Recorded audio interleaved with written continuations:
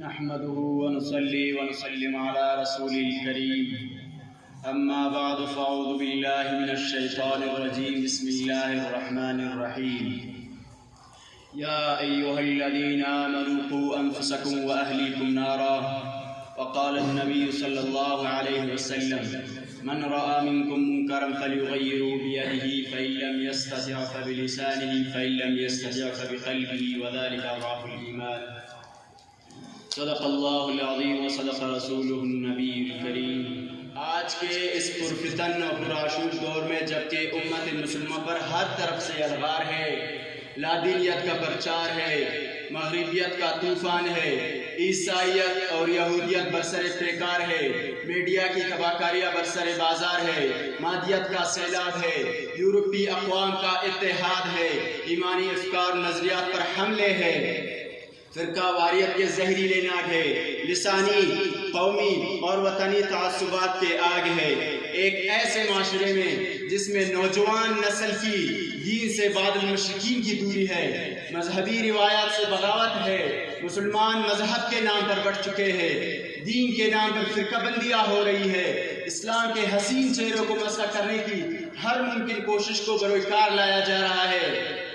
زبان کی بنیاد پر اسلام تقسیم ہو رہی ہے، اسلامی شاعر کا مذاق اڑایا جا رہا ہے، اسلامی قوانین کو پامال کیا جا رہا ہے، زبان کی بنیاد پر اسلام تقسیم ہو رہی ہے، علاقائیت کے نام پر گروہ بندیاں ہو رہی ہے، قوموں کے نام پر جماعتیں بن رہی ہے، قتل و غارت گری عام ہے، رقص سرور کے محفلیں ہر گاہ میں۔ تو اس نازک صورتحال میں معاشرے کے ہر فرد کو عموماً علماء، فضلاء، ارباب مدارس، ائمہ مساجد کو خصوصاً اس معاشرے کے نقائص و بیماریوں کو تلاش کر کے ان کی اصلاح و بہبود کے لیے انفرادی و اجتماعی طور پر جدوجہد میں ہر ممکن کوشش کو بروئے کار لانا چاہیے۔ اس معاشرے کی اصلاح کیسے ہو سکتی ہے؟ تو آئیے ذرا قرآن سے پوچھتے ہیں، اے قرآن بتانا وہ اسباب و وسائل کیا ہیں جن کے ذریعے اس معاشرے کی اصلاح ہو سکے؟ تو زبان وحی یوں گویا ہوتی ہے، فلولا نفر من كل فرقة منهم طائفة ليتفقهوا في الدين۔ قرآن کہتا ہے کہ تم میں سے ایک جماعت ایسی ہونی چاہیے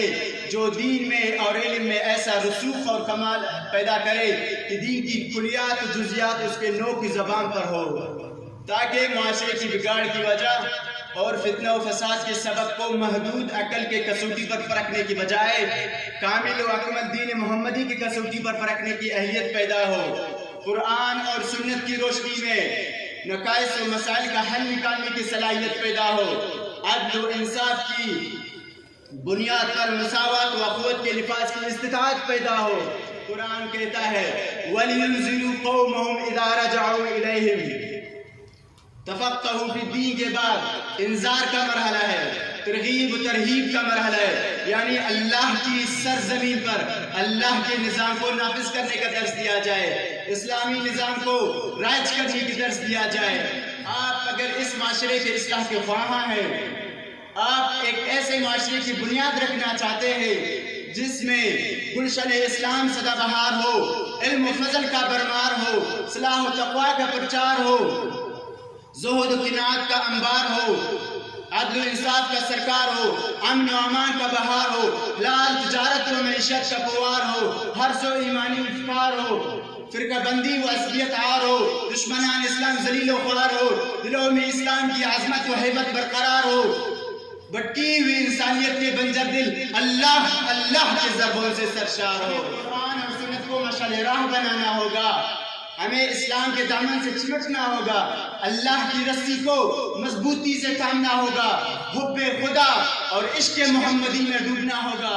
قرآن گھر میں ہے مگر ہم پڑھتے نہیں، قرآن گھر میں ہے مگر ہم پڑھتے نہیں، ہم دل میں ذرا بھی خوف خدا رکھتے نہیں، زلزلوں کے چیخوں سے اٹھ جاتے ہیں فوراً، زلزلوں کے چیخوں سے اٹھ جاتے ہیں فوراً، ہم سن کے آذان کبھی اٹھتے نہیں، آتی ہے مصیبت تو خدا یاد آتا ہے، آتی ہے مصیبت تو خدا یاد آتا ہے، ورنہ کبھی سجدے میں سر جھکتا نہیں۔ کانوں میں آذان کی بلا کیسے آئے آواز، کانوں میں آذان کی بلا کیسے آئے آواز، بند جو ہم کبھی موبائل اور ٹی وی کو کرتے نہیں. صورت سے تو انسان نظر آتے ہیں ہم، صورت سے تو انسان نظر آتے ہیں ہم، سیرت سے تو مسلمان مگر لگتے نہیں. وما علینا